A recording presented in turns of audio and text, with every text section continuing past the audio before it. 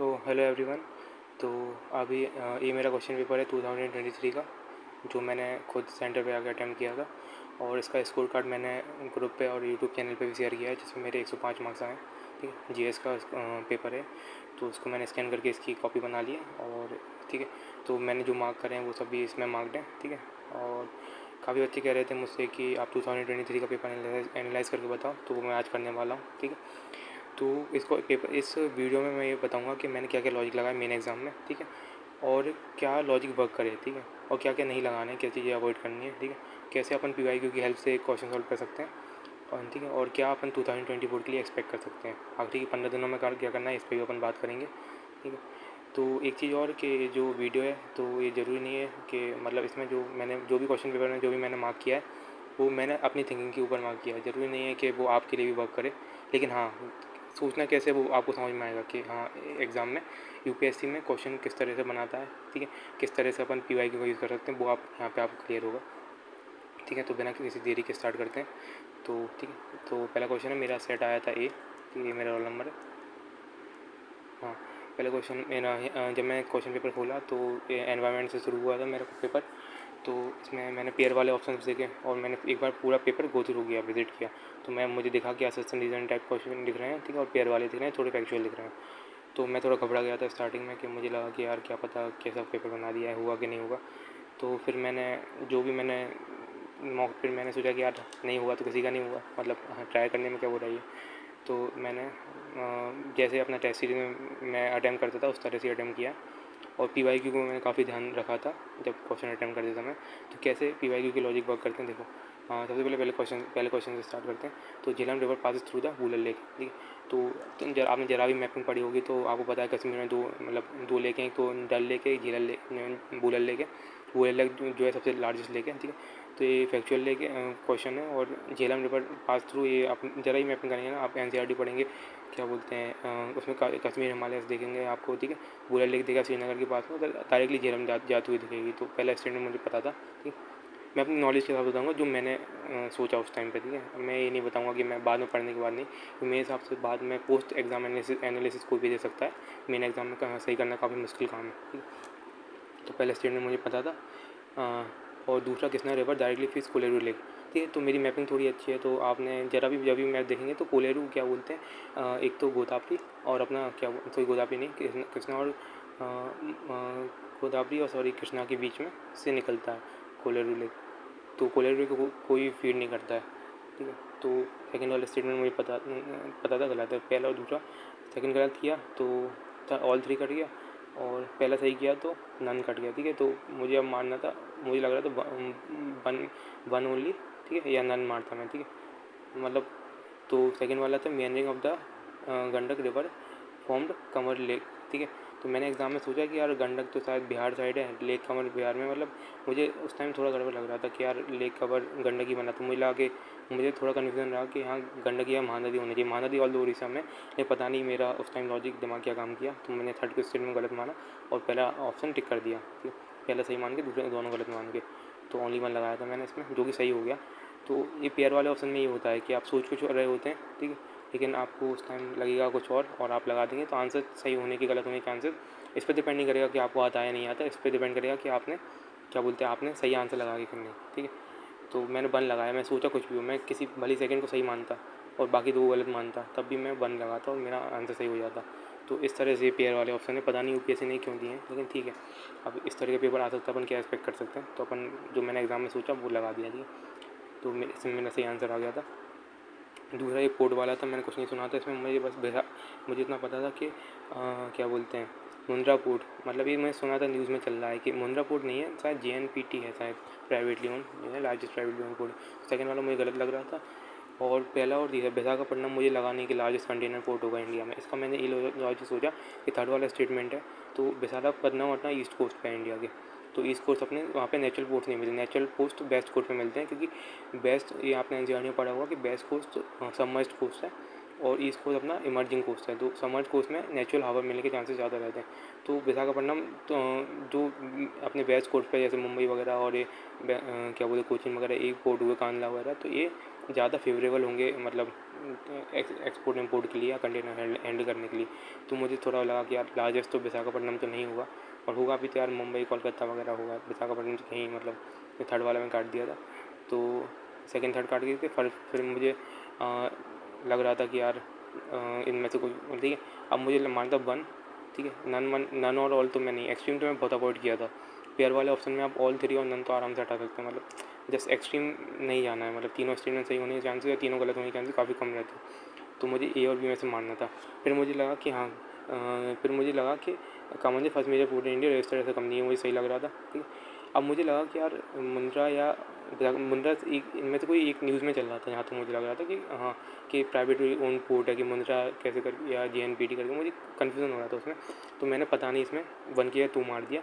मैं कहा कि यार बाई चांस इनमें से एक सही हो गया, बी और सी में से, सेकंड और थर्ड स्टेटमेंट में से, तो शायद टू पेयर होने के चांसेस ज़्यादा हैं। तो ये पूरा मैंने अपने लॉजिकल गैस से लगाया, मतलब इसमें मुझे ज़्यादा पता नहीं था। फर्स्ट में तो चलो मुझे दो स्टूडेंट पता भी था, थर्ड में तो पूरा लॉजिकल गैस था और दो पेयर यहाँ से सही हुआ मेरा।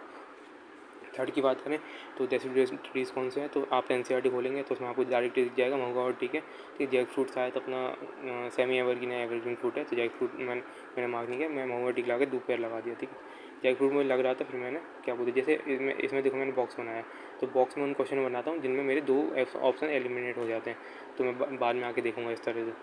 तो इसमें मतलब मुझे अगर मैं 2 और 3 मार रहा हूँ तो मेरे बी और सी में से आंसर या तो ओनली 2 आएगा, या जैक फ्रूट में कंफर्म नहीं था तो ओनली 3 आ सकता है, तो इस तरह से।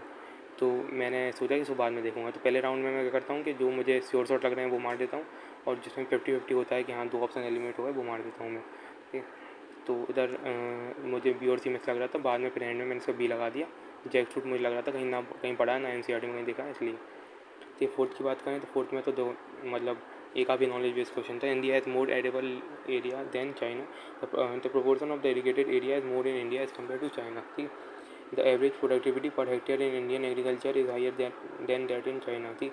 तो देखो प्रोडक्टिविटी के लिए मैं तो इंडिया काफ़ी पीछे है, तो थर्ड वाले स्टूडेंट थर्ड 80 हटा दो, ठीक है। अब थर्ड हटा तो गया ऑल थ्री गया, ठीक है। वन और टू में से देखो कि the proportion of irrigated area is more in India as compare to China. तो मुझे सेकंड वाला पता नहीं कर लगा कि यार पानी की कमी है इंडिया में और इरीगेशन इतना एडवांस भी नहीं है, अभी भी ट्यूबवेल वगैरह से इरीगेशन हो रहा है।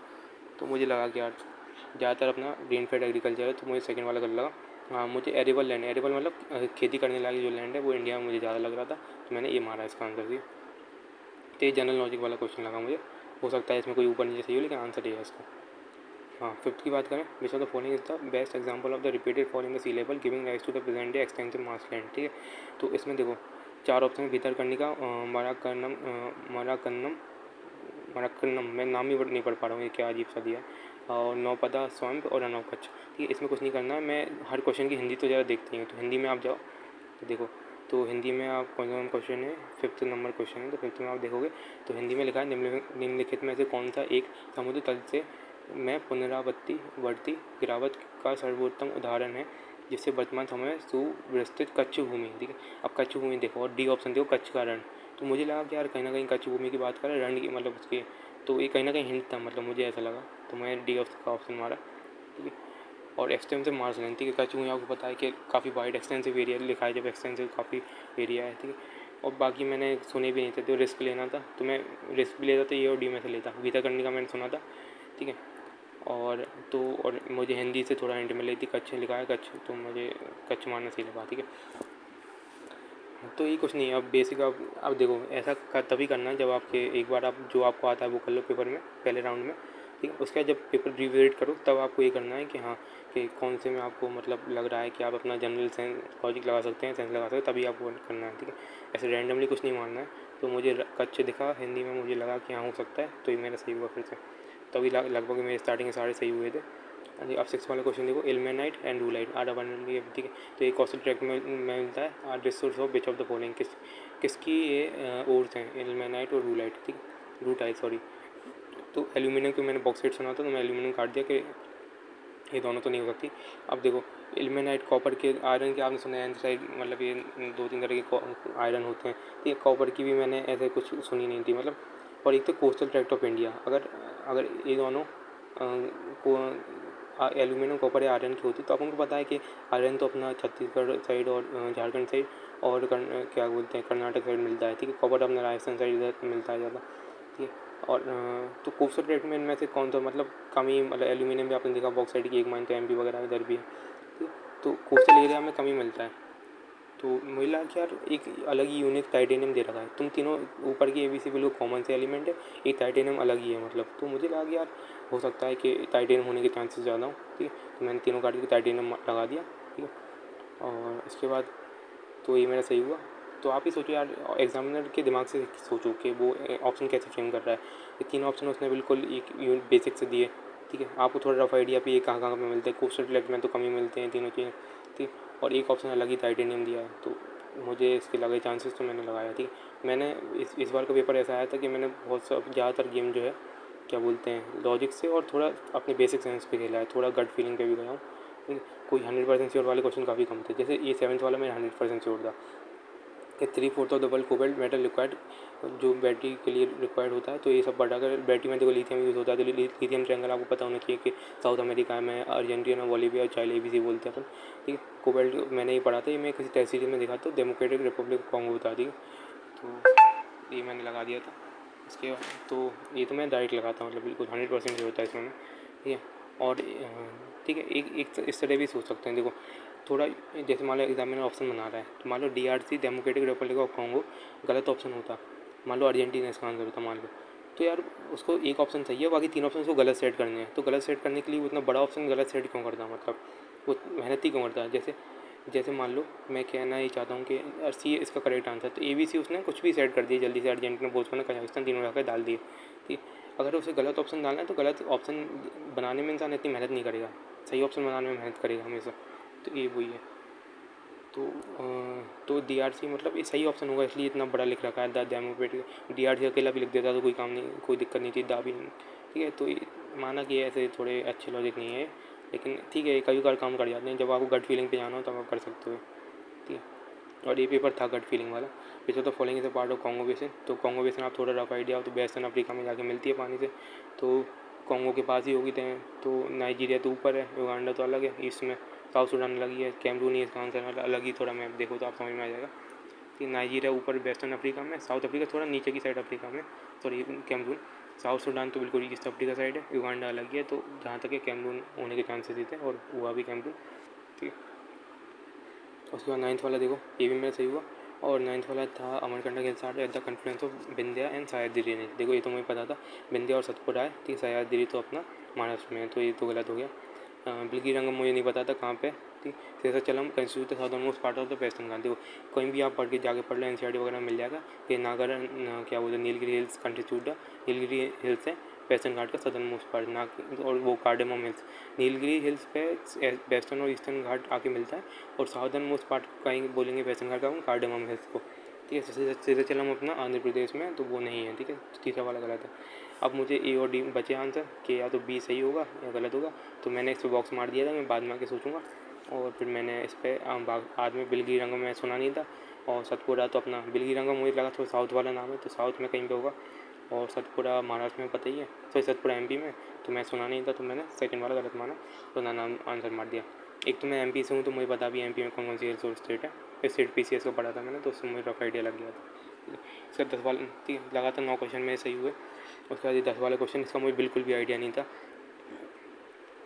कि ईस्ट वेस्ट कॉरिडोर जा रहा है, गोल्डन कॉरिडोर डिब्रूगढ़ सूरत, ठीक है, डायरेक्ट हाईवे जा रहा है म्यांमार से, मतलब कुछ आइडिया नहीं है इसमें कि Bangladesh, China, India, Myanmar economic corridor, Varanasi. तो इसमें सिटीज़ शायद गलत है, तीनों एक्सचेंज करिए और नन इसका आंसर है। तो अगर मुझे थोड़ा बहुत पता भी होता तो मैं नन तो कभी नहीं मारता इसमें, क्योंकि मुझे लगता कि यार का स्टूडेंट सही हो सकता है। तो ये काफ़ी टफ क्वेश्चन था मेरे लिए, तो मैं इसको मतलब मैं तो 2 पेयर मारा था, मेरा गलत हो गया, नन आंसर है, ठीक है। तो इसका आप फैक्चुअल पढ़ लेना, लेकिन इसका मतलब ये नहीं है कि आप पूरे हाईवे माईवे सब पढ़ने बैठो, ठीक है। जितने UPSC इतना ज़्यादा पूछता नहीं, पहले पूछता था, अब शायद पूछ ले, लेकिन इतना भी नहीं यार, एक आध क्वेश्चन यू कैन अवॉइड, ठीक है, कोई दिक्कत नहीं। 11 क्वेश्चन देखो, ये बहुत बहुत बेसिक क्वेश्चन है, ठीक है। ये असर्शन रीज़न वाले क्वेश्चन है, तो अगर आपका गलती से एक स्टूडेंट भी गलत हुआ, गलत पता चला कि हाँ ये गलत है, आपका डायरेक्ट आंसर आएगा। देखो जैसे पहले देखो कि India despite having uranium deposits depend on the coal for most of electricity production. तो आपको पता है कि हाँ कोल सबसे ज़्यादा इलेक्ट्रिसिटी प्रोड्यूस करता है 60%। तो चलो आपको पहला वाला नहीं बताओ, दूसरा वाला देखो, uranium enriched to the extent of at least 60% it required for the production of electricity.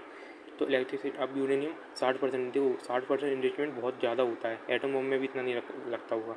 तो एक तो यूपीएस से थोड़ा डेटा मेटा भी गलत होने के चांसेस रहते हैं, तो मुझे तो काफ़ी ज़्यादा लग रहा था ये नंबर, तो मुझे तो और ठीक है, और तो मैंने इसको गलत माना और आंसर आ गया, देखो सी आंसर डायरेक्ट ही आ गया, मतलब सेकंड गलत हुआ, आंसर आ गया।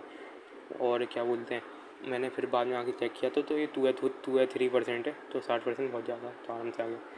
12th क्वेश्चन देखो, तो इसमें भी सेम वही लॉजिक ही लगा है। Marsupial are not naturally found in India, marsupial तो ऑस्ट्रेलिया के होते हैं, कंगारू वगैरह ये पता होना चाहिए आपको।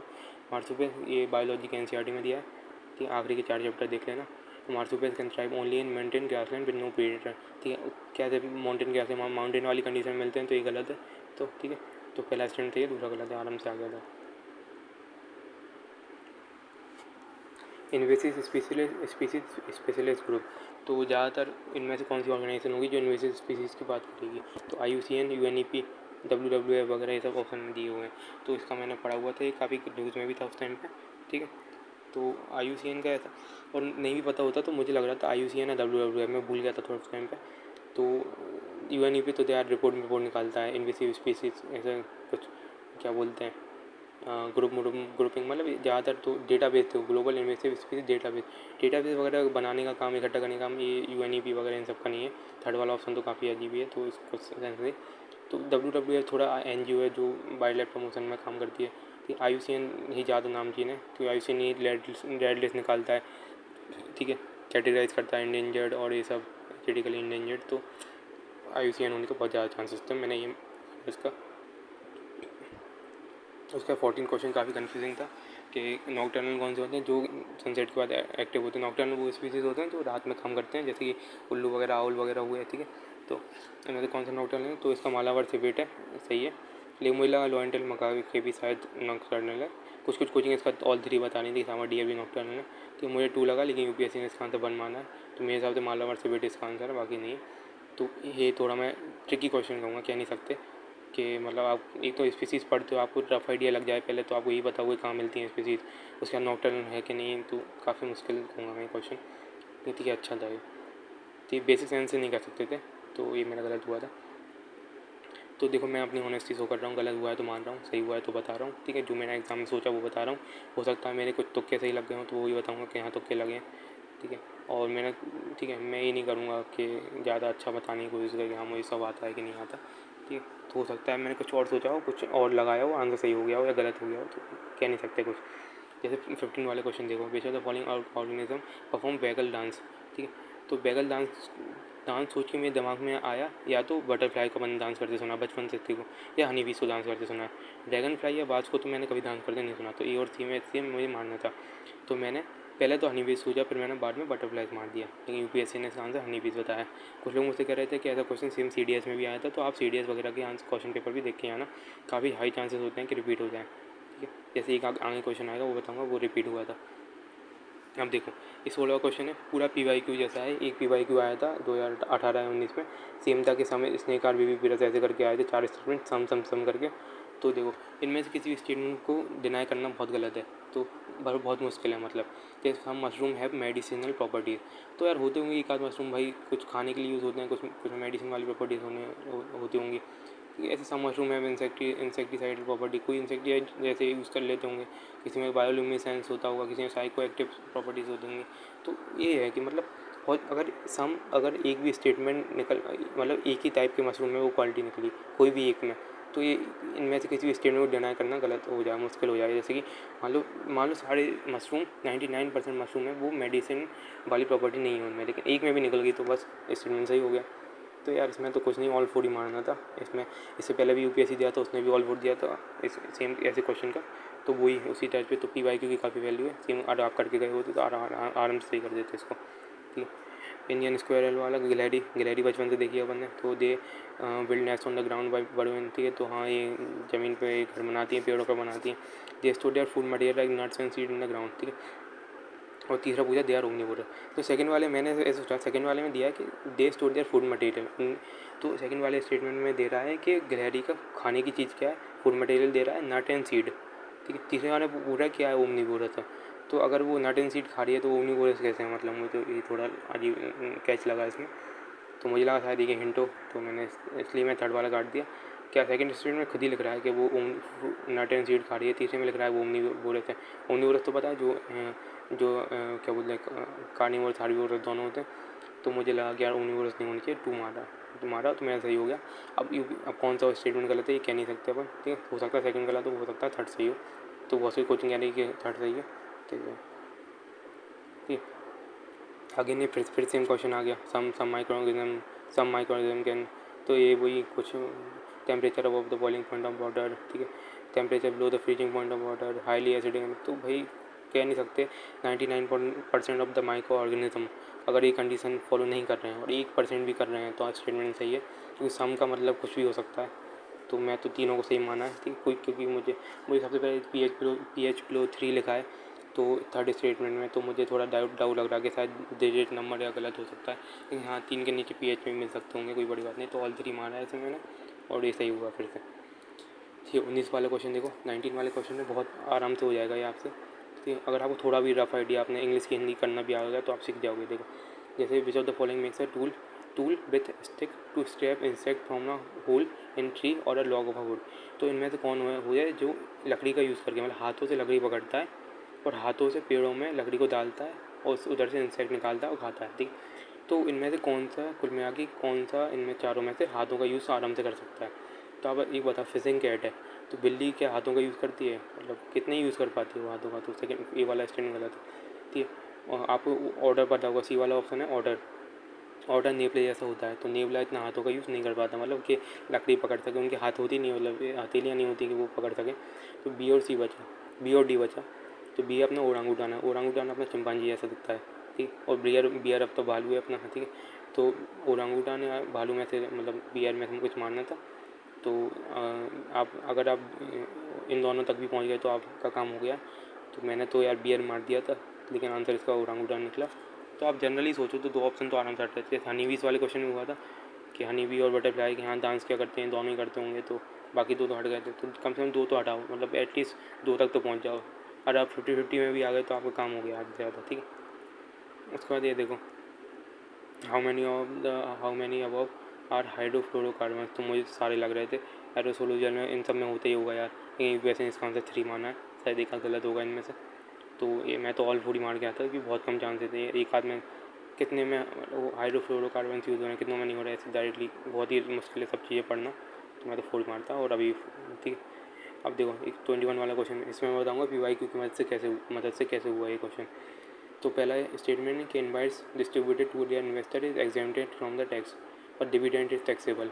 तो ऐसा सेम क्वेश्चन 2022 में आया था प्री में कि inflation index bond are income is taxable, dividend is not taxable, दिया है, सॉरी डिविडेंड इज टैक्सेबल, ऐसे कुछ करके इन्फ्लेशन इंडेक्स बॉन्ड वाला क्वेश्चन आया था। देखना 2022 का क्वेश्चन है, तो उसमें भी क्या बोलते हैं ये आया था। तो मुझे याद आया कि यार उस टाइम भी वो स्टेटमेंट गलत हुआ था, ठीक है।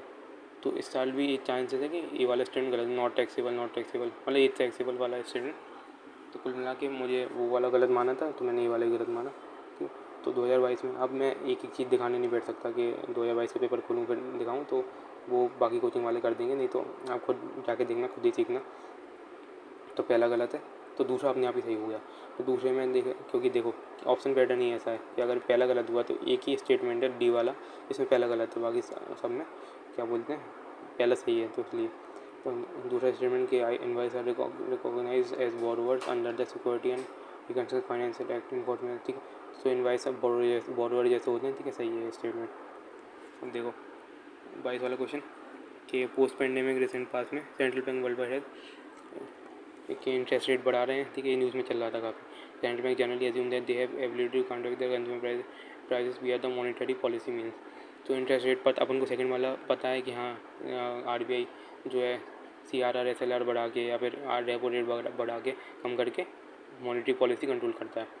तो इंटरेस्ट रेट बढ़ा रहे हैं, तो जिससे अभी वर्ल्ड में कोविड के बाद थोड़ा वो आ रहा था, क्या बोलते हैं इन्फ्लेशन आ रहा था, तो उसको काउंटर करने के लिए इंटरेस्ट रेट बढ़ानी पड़ रही थी, न्यूज़ में चल रहा था काफ़ी।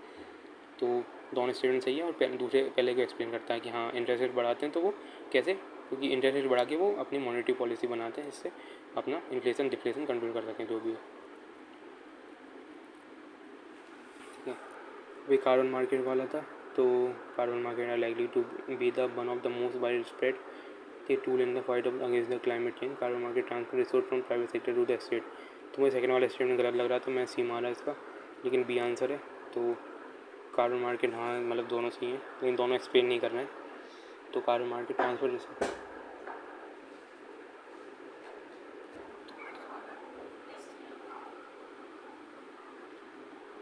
कर रहा हूँ।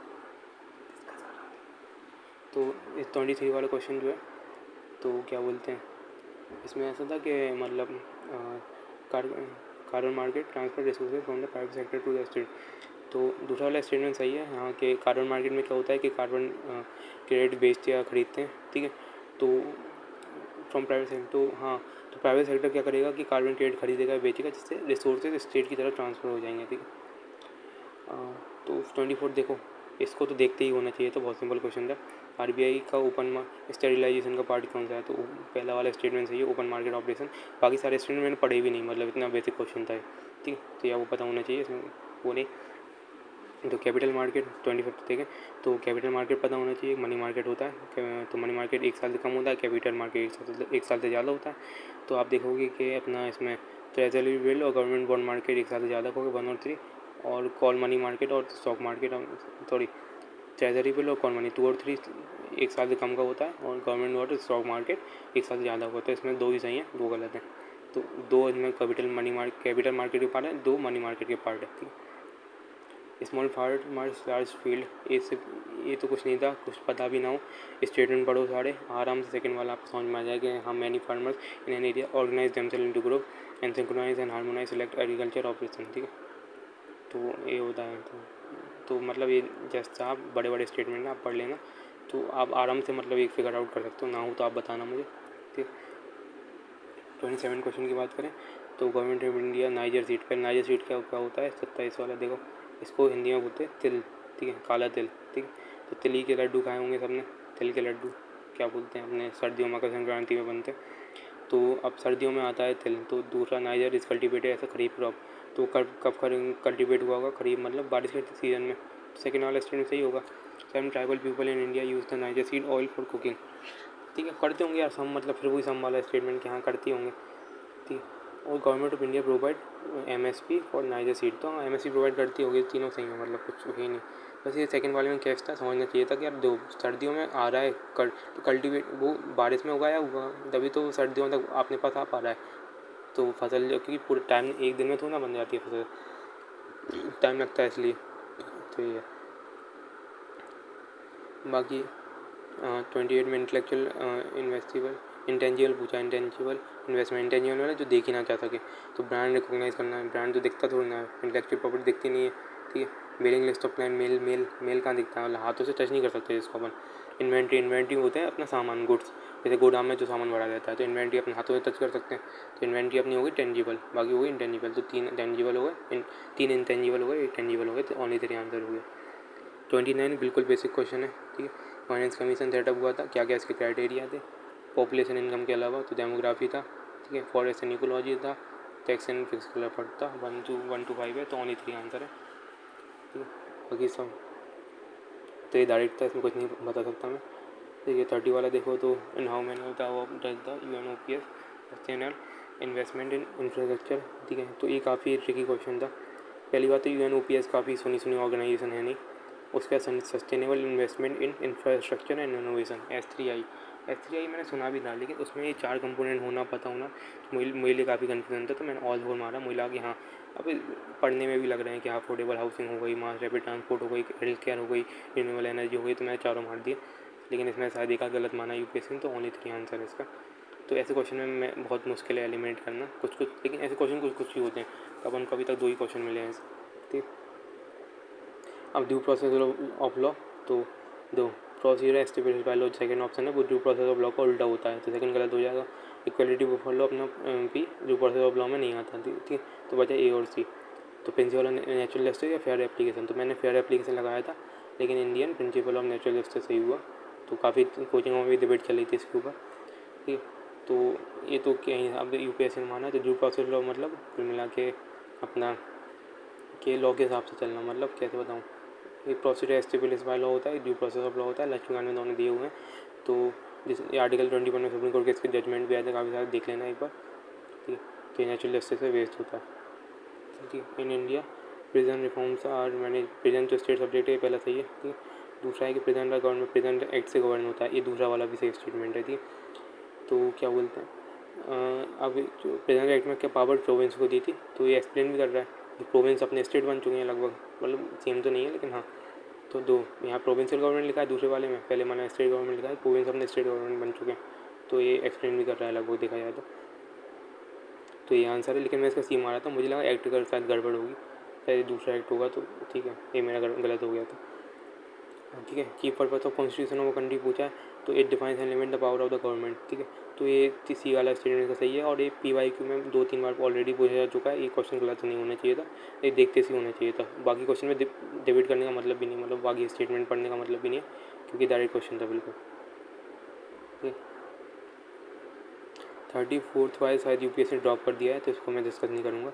35 देखो, तो which on the following are the constitutional bodies, ठीक है। वैसे ही 34 हो सकता था देखा जाए तो, ठीक। तो 35 में क्या बोलते कॉन्स्टिट्यूशन कौन सी है, तो पहली national commission on backward class constitution है, बाकी सेकेंड स्टैट्यूटरी है, और थर्ड भी शायद थर्ड और फोर्थ भी स्टैट्यूटरी बॉडीज लग रही हैं मुझे, कॉन्स्टिट्यूशन से भी की है, तो ये भी डायरेक्ट क्वेश्चन है। उसके बाद 36 देखो कि इफ इलेक्शन ऑफ इंडिया, ठीक है, अगर वॉइड हो जाता है, क्या बोलते हैं लक्ष्मीकांत एक्सप्लेन है कि अगर इलेक्शन वॉइड हुआ तो उसके द्वारा जो एक्ट होते हैं वो भी इनवैलिड हो जाते हैं, तो ये गलत है। Election for the post of the President of India can be postpone on the ground that some legislative assembly have been dissolved, ठीक है। सेकंड वाला भी गलत ही है, डायरेक्ट ये when the bill is presented to the President of India the constitution prescribe time limit, ठीक है, कोई टाइम लिमिट नहीं होती बिल मिल के लिए, ये सारे डायरेक्ट लक्ष्मीकांत के स्टेटमेंट है, ठीक है। तो ये आप पढ़ लोगे तो हो जाए, बेसिक है, मतलब पॉलिटी में कुछ बेसिक आए तो उनमें से एक बेसिक है, ठीक है। तो तीनों गलत है, नन है। तो UPSC ने इस बार नन काफ़ी क्वेश्चन का आंसर दिया है, वैसे जनरली होता नहीं है, नन काफ़ी कम देता था, लेकिन अब तो क्या बोलें, अब तो कुछ भी हो रहा है। 37 देखो,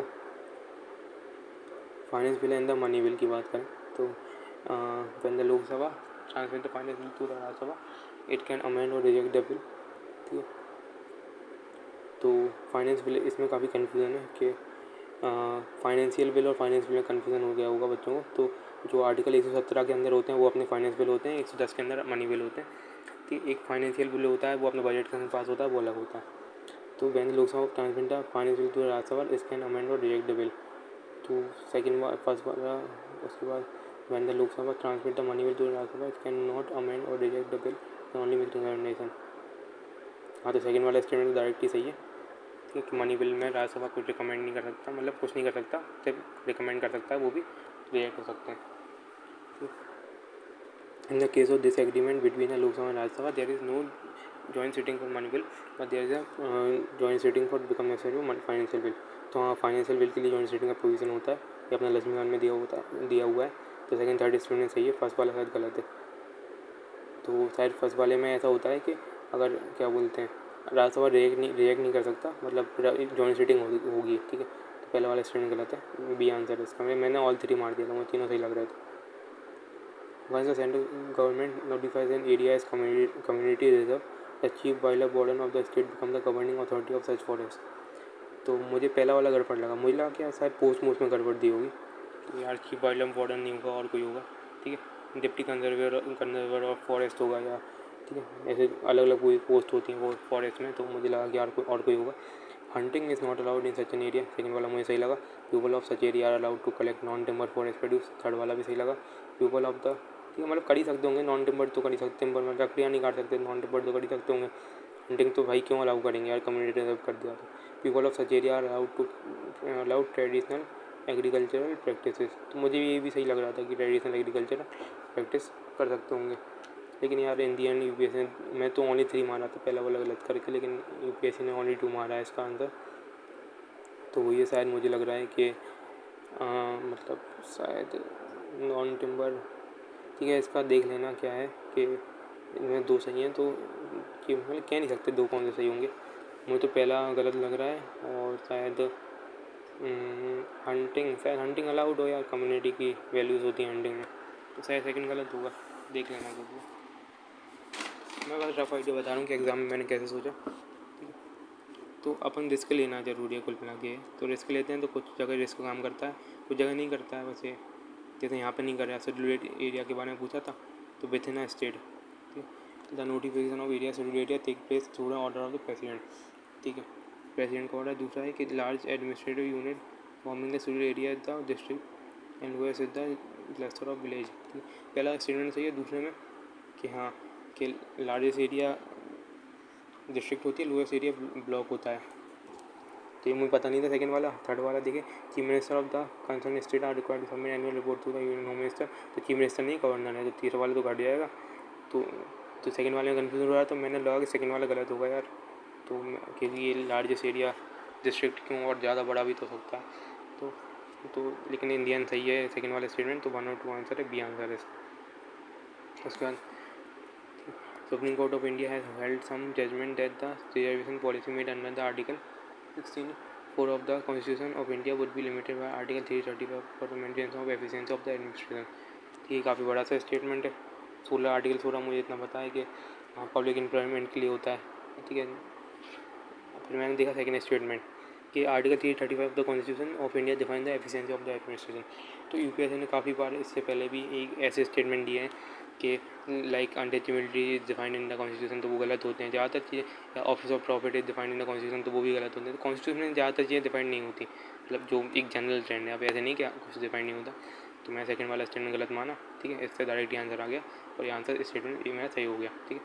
तो ये पीवाईक्यू के बेसिस पे किया अगेन मैंने 41 तो यार मैंने बहुत बुरा रिस्क लिया था। धन कट गया। ये अपना थीम्स वाली बुक पे दिया, थीम्स इन इंडियन हिस्ट्री वाली बुक्स। तो उसका फर्स्ट और सेकंड पार्ट पढ़ लेना अगर टाइम मिल जाए तो, ठीक। तो खैर प्रैक्टिकल है नहीं, अभी टाइम जितना कम बचा है वो मैं आखिरी में बता दूंगा आपको क्या क्या पढ़ना, अभी 15 दिन में क्या करना, ठीक है। तो धन कटका की बात करें तो बुद्धिस्ट सेंटर बना महासंघिका गंगा, महासंघिका महायाना का पार्ट बन गया बाद में आके। तो मुझे लगा कि यार मगधा काफ़ी मतलब बड़ा रीज़न था, चांसेस है कि मगध ही हो, कि मगध अपना यूपी बिहार वाला रीजन है, बिहार झारखंड वाला। तो लेकिन आंसर इसका आंध्रा है। आंध्रा मैंने बिल्कुल नहीं सोचा था, लेकिन ये एनसीईआरटी में दिया हुआ है, ठीक है।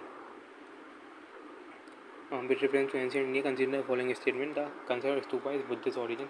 तो बुद्धिस्ट का ऑरिजिन नहीं है, पर्शियन ऑरिजिन है। पहले डायरेक्ट देखते थे काटना था। Stupa generally are repository of relics, तो इसके अंदर बुद्धा के रेलिक्स मिलते हैं, ऐसे ही है। Stupa was a वोटिव and commemorative structure in Buddhist religion. हाँ, तो एक वोटिव और कमेमोरेटिव का मतलब है कि बहुत बड़ा में स्तूप एक संकल्प आधा, हाँ संकल्प या हाँ। तो ये क्वेश्चन में आगे अपनी पूजा पाठ वर्शिप के लिए होता है, तो हाँ सही है। तो ये भी ज़्यादा मुश्किल नहीं था, ये आसानी बोलेंगे इसको। टू पे इसका 2 आंसर है। With reference to the ancient South India जो भी है, कोडकाई पोम्पुगार मुचीरी, ठीक है। तो मुचीरी अपना चेराज का पोर्ट था, पोम्पुगार शायद पांड्या का था, कोडकाई अपना चोला का था, ठीक है। तो पोर्ट हैं, तीनों पोर्ट हैं, तो बी आंसर है इसका। और अगर ऐसे क्वेश्चन आपको कुछ पता भी ना हो तो ज़्यादातर यार मतलब प्लेस दिए हो तो पोर्ट जाना ज़्यादा बेटर है, कि इससे पहले भी यूपीएससी पोर्ट्स वगैरह पूछ चुका है, ठीक है। तो आप देखो इकोनॉमी वाला एंगल देखो सबसे पहले, ठीक है। जब भी ऐसे 2-3 टर्म्स देखें, जैसे एक फनम करके कॉइन आ गया था 2022 में, तो ऐसी जगह देखें तो आप देखो कि सबसे पहले इकोनॉमी देखो कि हाँ इकोनॉमी के हिसाब से क्या हो सकता है, कि इकोनॉमी में पोर्ट्स वगैरह काम आते हैं, कॉइन्स काम आते हैं, ट्रेड काम आती है, ये मर्चेंट गिल्ड्स होते हैं, ये सब। तो सबसे पहले इकोनॉमी प्रेफर किया करो, ठीक है। उसके बाद कल्चर वाली चीज़ें देखा करो कि हाँ मार्शल आर्ट्स हो सकता है, डांस हो सकता है, सिंगिंग बार्ड हो सकता है, इस तरह से, ठीक। जैसे बड़ा किरुतल आ गया, ठीक है। तो संगम के टाइम पे अब देखो इसमें ऑप्शन नहीं देख के आप 2 ऑप्शन तो आराम से हटा सकते हो। जैसे पहला ऑप्शन है कि किंग एम्प्लॉइंग वुमेन बॉडीगार्ड। यार वुमेन बॉडीगार्ड यार आपके आज के टाइम में कोई नहीं रखता, तो पहले के टाइम में क्यों ही रखते होंगे, मतलब। तो पहला वाला तो आराम से हट जाएगा। अब सी वाला ऑप्शन देखो, young girls keeping watch over the agricultural field and driving away birds and animals. तो मतलब क्या है, मतलब ये गर्ल्स बच्चियाँ घूम रही हैं खेतों में, मतलब ये कुछ सेंस बन रहा है इतना, ये प्रैक्टिस इतनी बड़ी प्रैक्टिस लग रही है कि ऐसा कुछ होता भी होगा, मतलब होता हुआ है ये, लेकिन यार ये इतनी बड़ी प्रैक्टिस थोड़ी ना होगी। मतलब इसमें पूछा है which of one of the following explain the practice of बता की रूटल, तो कोई प्रैक्टिस होगी यार। तो ई और सी तो आराम से हटता है। अब आपको बी और डी में से मारना था, तो learn person assembling in a royal court to discuss the religious and philosophical matter. तो हाँ यार ये हो सकता है, चांसेस हैं कि हाँ कि आते होंगे, डिस्कस करते होंगे। या किंग, या फिर होता होगा king defeated in a battle committing ritual suicide by starving himself to death. तो हाँ ये किंग खुद को मार ले रहा है, ख़त्म कर दे रहा है, हारने के बाद ये हो सकता है। तो बी और डी में से आपको मानना था, मैंने बी माना था, फिर डी आंसर निकला इसमें। हाँ, क्योंकि मुझे थोड़ा कल्चर वाले एंगल में चला गया था कि हो सकता है रिलीजियस एंगल में चला गया था मैं, क्या हो सकता है बी आंसर। लेकिन हाँ, ई और सी तो आप आराम से हटा सकते थे, आप बी और डी में से मारते तो चांसेस होता कि आपको सही हो जाता। उसके बाद 45 है, how many of dynasty established their kingdom in the early 8th century AD। तो ये चारों की चारों 8th सेंचुरी में नहीं आई थी, होसाला 12th-13th सेंचुरी समथिंग के थे, ककाडिया यादवास भी अपने 10th सेंचुरी के बाद आए थे, गदावालास भी बात की थे। तो वो लिखने मुझे पता नहीं था, मैंने 2 पेयर मारा था, गलत हो गया मेरा, नॉन आंसर है इसका। ठीक है, कुछ भी नहीं है, लेकिन ये बेसिक तो नहीं कहूँगा, अच्छा ही क्वेश्चन था मतलब। उसके बाद 46 क्वेश्चन, देवी चंद्रगुप्त में आपको पता होगी किसकी है। देखो 2-3 एंशिएंट हिस्ट्री में इंपॉर्टेंट बुक है, एक तो अपनी मुद्राक्षमा है और देवी चंद्रगुप्त में ये क्या बोलते हैं अपने मौर्यास की बुक हैं जो गुप्ता टाइम पीरियड में लिखी गई थी। विशाखा दत्त की दोनों बुक। तो देवी चंद्रगुप्त में रामगुप्त की स्टोरी दी है, मुद्राक्षमा में चंद्रगुप्त की स्टोरी दी है। तो देवी चंद्रगुप्त लिखी है क्या बोलते हैं विशाखा दत्त ने, तो पहला वाला गलत है। उसके बाद बिलाना जो ऑथर दिया है इसमें, ये भी UPSC बहुत बड़ी ऑप्शन में दे चुका है अपने। उसके बाद सेकंड वाला है हमीरा महाकाव्य, तो हमीर महाकाव्य नहीं पता था मुझे। थर्ड वाला मिलिंद पानो नागार्जुन नागसेन, ठीक है। UPSC नागार्जुन नागसेन में बहुत पहले ही बहुत बार कन्फ्यूज कर चुका है। आप PY उठाओ, 30 साल के जितने भी है एंशिएंट मेडिवल के सब लगा दो, क्योंकि हिस्ट्री रिपीट होने के चांसेस बहुत ज़्यादा रहते हैं। तो मुझे लगा कि यार मिलिंद पानो नागार्जुन नहीं होगा, ठीक है। तो मुझे तो सेकंड वाला गलत, थर्ड वाला, लेकिन फिर मुझे लगा कि यार नागार्जुन नागसेन सेम ही होगा, तो मैं थर्ड वाला सही मान लिया था। फिर बचे सेकंड और फोर्थ, तो इन दोनों से मुझे लग रहा था एक आध सही होगा, कि दोनों सूरी लिखे हुए हैं, नीति व्याकरण मित्र हमीर महाकाव्य। तो मैंने एक सही माना, तो 2 पेयर मारा, तो मेरा सही हो गया है आंसर, ठीक है। तो ऐसा रफ आइडिया लगा के मैंने किया है। तो ऐसा है कि ये पेयर वाले ऑप्शन है, इसमें आपको चारों ऑप्शन पता हो तभी आंसर आता है, लेकिन अगर आपको थोड़ा बहुत ही पता हो तो आप रफ आइडिया लगा के एलिमिनेट करके आंसर ला सकते हो, ठीक है। तो इसमें भी जैसे मेरा आ गया, शायद इसमें यहाँ पे नागसेन ही है थर्ड वाले में, जो UPSC फाइनली देखा, तो सेकंड और फोर्थ शायद सही है, मतलब दोनों सूरी सही है। हमें चंद महाकांति की याद रख लेना इनको। उसके बाद the souls are not the property of the animal and life the also of rock running बात है, ठीक है। जैनों में ये बोला गया, जैनिज्म में डायरेक्ट था, देखे होने वाला क्वेश्चन था कि जैनिज्म बोलता है कि सोल्स क्या बोलते हैं, सोल अपनी सिर्फ लिविंग में नहीं नॉन लिविंग में भी होती है, ठीक है। उसके बाद one the following ruler of the Vijayanagar empire constructed a large dam across the Tungabhadra river or canal कम, ठीक है। एक मैंने कहीं पे भी बुक में नहीं पढ़ा कि डैम वेम का बना है तुंगभद्रा पे, तो मुझे एक रफ आइडिया लगाना था, ठीक है। तो ये मेरा बहुत ज़्यादा बड़ा तुक्का था, तो सही हुआ। तो मैंने इस नाम पढ़े सारे कि देवराय, मल्लिकार्जुन, वीर विजय और विरूपक्षा। तो विरूपक्षा तो टेम्पल है, ठीक है, तो उनके क्या बोलते हैं भगवान का नाम था, तो विरूपक्षा तो मुझे नहीं लग रहा था। अब मैंने सोचा यार विजयनगर एम्पायर में देवराय काफ़ी कॉमन नेम है, कृष्ण देव राय वगैरह, देवराय 1 देवराय 2 ऐसे करके आए थे, ठीक है, रामा राय वगैरह, तो राय होता है इनके नाम के पीछे, तो मैंने ये ऑप्शन मार दिया, ठीक है। तो काफ़ी मतलब अच्छा लॉजिक नहीं है, लेकिन ये काफ़ी रिस्की क्वेश्चन था, मतलब मैंने रिस्क लिया है भर के, मैंने 100 के 100 क्वेश्चन अटेम्प्ट करें। तो आपको ऐसा नहीं करना है, आपको जैसा क्या बोलते हैं, मतलब आपको अपने हिसाब से देखना है, मॉक लगाने के बाद ही क्या, अब तो आपको समझ में आ गया होगा कितना क्या है लगाना है। लेकिन ये मेरा रिस्की का क्वेश्चन था, आपको ऐसे रिस्क बहुत कम लेने, ठीक है। तो ये मेरा सही हो गया इत्तेफाक से, ठीक है। 49 देखो, who the following ruler of the medieval Gujarat surrendered due to the body, इस स्पेक्ट्रम में दिया हो बहादुर शाह इसका आंसर, बहादुर शाह ऑफ गुजरात, ठीक है। तो मैंने ये देख के लगा दिया था, कुछ नहीं, डायरेक्ट क्वेश्चन था ये। उसके बाद तो ये अपने एक्ट पे क्वेश्चन आते रहते हैं, ब्रिटिश टाइम के जो एक्ट है, तो क्या बोलते हैं, तो which of the following acts was the governor general of Bengal designated as the governor general of India, ठीक है। तो 1833 के एक्ट में हुआ था ये, तो ये भी आपको देख के हो जाना चाहिए था, मैं थोड़ा भूल गया था, फिर अचानक से याद आ गया। तो ये एक्ट वगैरह आखिरी में रिवाइज कर जाना, एक्ट फंडामेंटल राइट, DPSP और फंडामेंटल ड्यूटीज़ वगैरह, ठीक है। स्टार्टिंग के 10 चैप्टर है रश्मिकांत के, अच्छे से पढ़ के आना, क्योंकि हम बहुत चांसेस हैं कि आ सकता है। खासकर जो पहला चैप्टर है वो तो बहुत ज़्यादा इंपॉर्टेंट है, ठीक है, जिसमें ये एक्ट वगैरह दिए हैं ब्रिटिश के टाइम पर, ठीक है। तो ये 50 क्वेश्चन हो गए अपने। तो मैं अभी इतनी वीडियो बना रहा हूँ, ठीक है। बाकी वीडियो में आएंगे तब बनाऊँगा जब मुझे इस वीडियो पे थोड़ा अच्छा रिव्यू मिलेगा। तो मैं आज पोस्ट करूँगा ये वीडियो, और 1-2 दिन के अंदर ही मैं दूसरी बना दूँगी, जैसे बाकी 50 क्वेश्चन में डिस्कस कर लेंगे, और एक बार समराइज़ करनी है कैसा था ये पेपर, और क्या अपन को आखिरी के 15 दिन में करना है, ठीक है। तो ये अपन आगे वाली वीडियो में डिस्कस करेंगे। तो पहले इस वीडियो को पूरा देखा हो और रिव्यू करो, तभी आगे वीडियो आएगी। तो thank you so much for watching this video.